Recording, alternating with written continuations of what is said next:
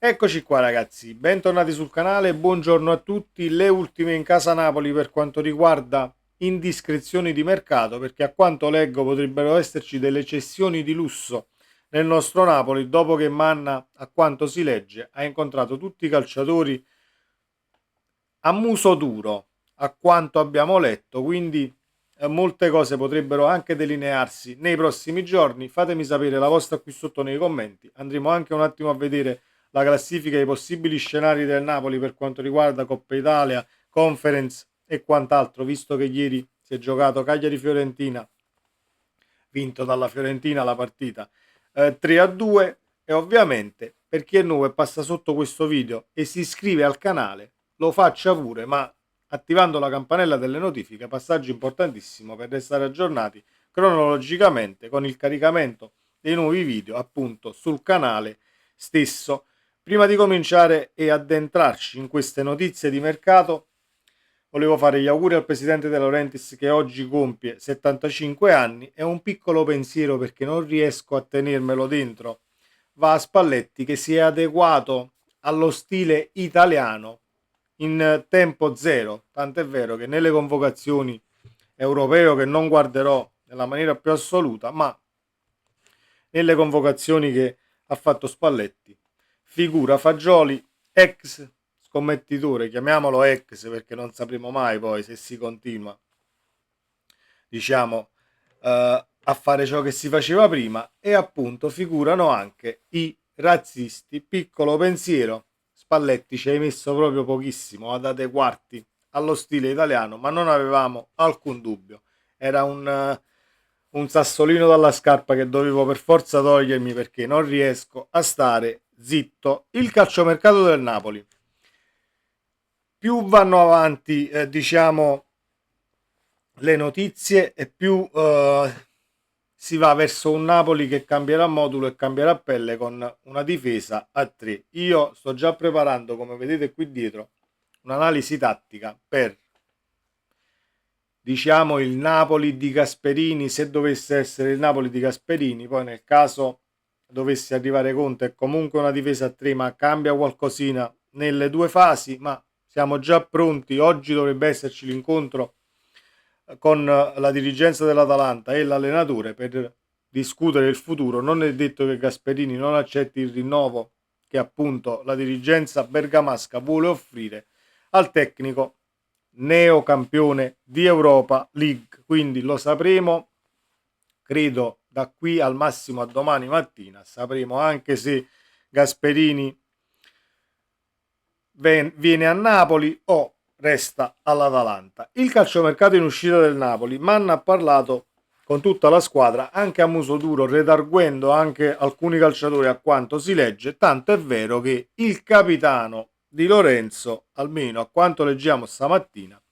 ha chiesto la cessione.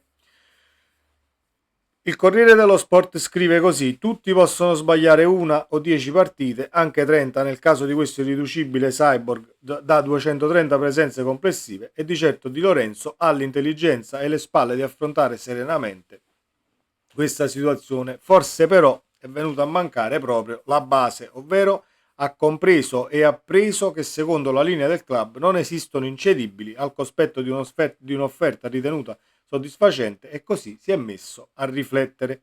Ha metabolizzato, ci ha pensato, chiedendo lui ufficialmente la cessione fermamente, inderogabilmente. Così scrive il Corriere dello Sport e diciamo si rafforza la notizia con le non dichiarazioni di Giuffredi che ai microfoni di TV Play risponde così: Di Lorenzo all'Inter, finché non finisce il campionato non voglio rispondere a nessuno, poi vedremo lì il da farsi.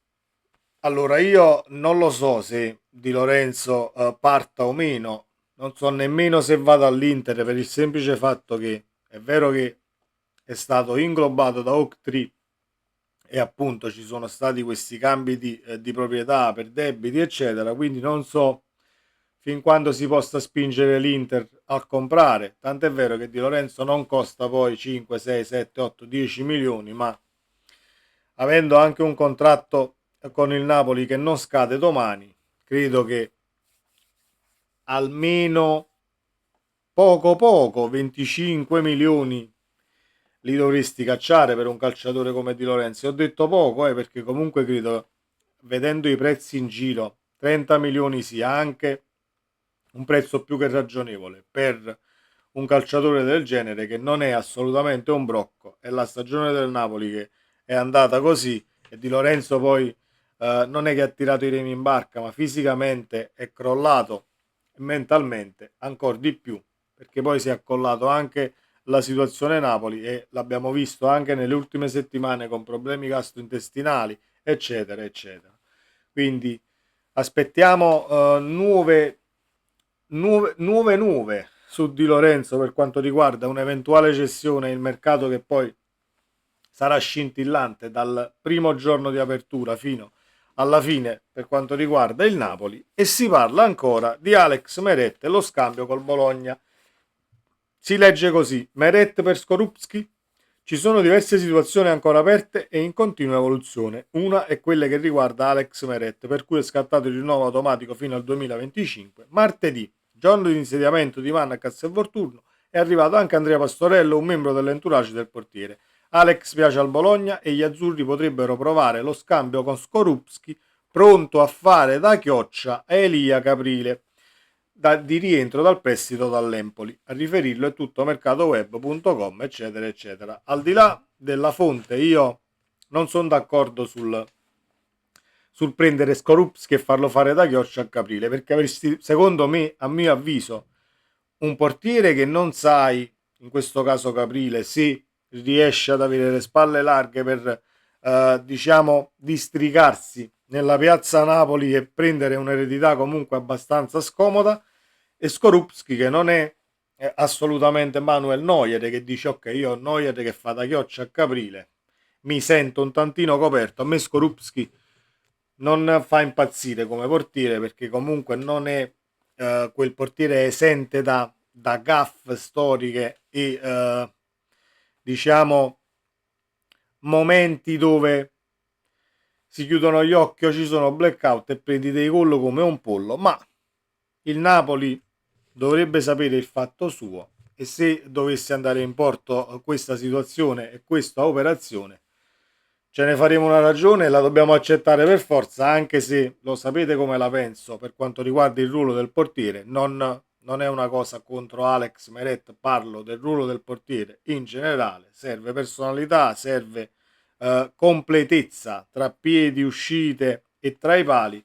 Skorupski sicuramente è uno che urla di più, si fa sentire, tutto quello che volete, però non stiamo andando a prendere il portiere che può fare la differenza tra i pali. È un mio pensiero, è la mia personale opinione, ovviamente condivisibile o meno, e il Bologna vorrebbe Alex Meret per fare appunto questa Champions League. Vedremo come andrà a finire questa situazione, analizzando la classifica, e concludiamo questo video sperando di sapere poi di più per quanto riguarda Gasperini al Napoli, così facciamo anche l'analisi tattica che è già pronta. Devo comunque registrare il video, non lo faccio fin quando non avrò diciamo notizie più sicure per quanto riguarda il cambio allenatore.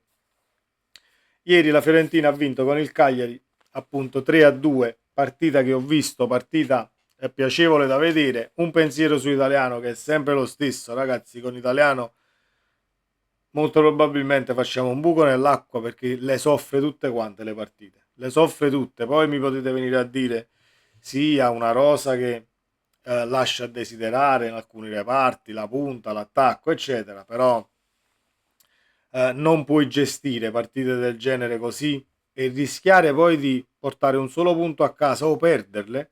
L'hai vinta perché l'hai vinta all'arrembaggio, disordine eccetera, il rigore, ma non è, secondo me non è la strada da percorrere. Poi vedremo come andrà a finire per quanto riguarda la panchina del Napoli. Detto questo, la Fiorentina si conferma all'8° posto, il Torino è dietro e il Napoli è dietro al Toro, quindi dovremmo cominciare la Coppa Italia, se non erro, il 10 agosto, quindi cambieranno le date dei ritiri e dovranno anticiparsi assolutamente per poter affrontare poi i 32esimi di Coppa Italia ad agosto e i 16esimi, se non erro, a novembre, perché arriveremo dietro tutti quanti per un'annata che è stata disastrosa. E appunto l'unica chance, almeno a quanto leggo, poi spero di non essere smentito, ma dovrebbe essere così, l'unica chance per approdare in conference sarebbe quella che il Napoli vince con il Lecce, il Torino perde la prossima partita che ha con l'Atalanta, vai sopra al Torino e dovremmo aspettare il 7 giugno la finale di conference. Nel caso la Fiorentina vince appunto la Conference League, il Napoli andrebbe appunto a fare quest'ultima coppa rimasta. Dovrebbe essere così, ma io, visto che l'annata è stata molto lunga e provante per noi tifosi, in primis mi auguro che il Torino vinca con l'Atalanta e noi, pur vincendo con il Lecce, comunque siamo sotto al Toro e ci va il Toro in conference e aspetta il Torino fino al 7 giugno, perché di aspettare fino al 7 giugno non mi va più.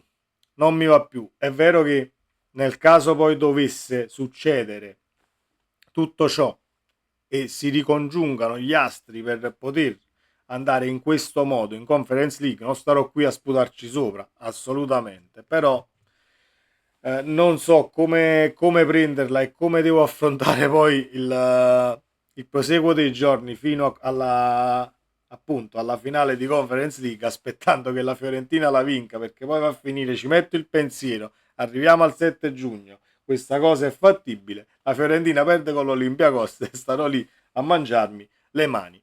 Fatemi sapere cosa ne pensate del calciomercato e della situazione di Lorenzo, che devo dire la verità, stamattina è stato un fulmine a ciel sereno, perché tutto mi aspettavo fuorché il capitano chiedesse la cessione, ma staremo a vedere gli eventuali sviluppi. A quanto pare Manna è entrato a gamba tesa nello spogliatoio e ha fatto anche bene, perché c'era bisogno di qualcuno che alzasse la voce, perché non l'ha fatto nessuno per tutto l'anno, quindi c'è bisogno di pugno duro e patti chiari e amicizia lunga in casa Napoli per non incorrere più nella situazione che abbiamo vissuto quest'anno e che abbiamo già vissuto con Ancelotti e quant'altro. Ci vediamo nel prossimo video, sempre Forza Napoli, ciao!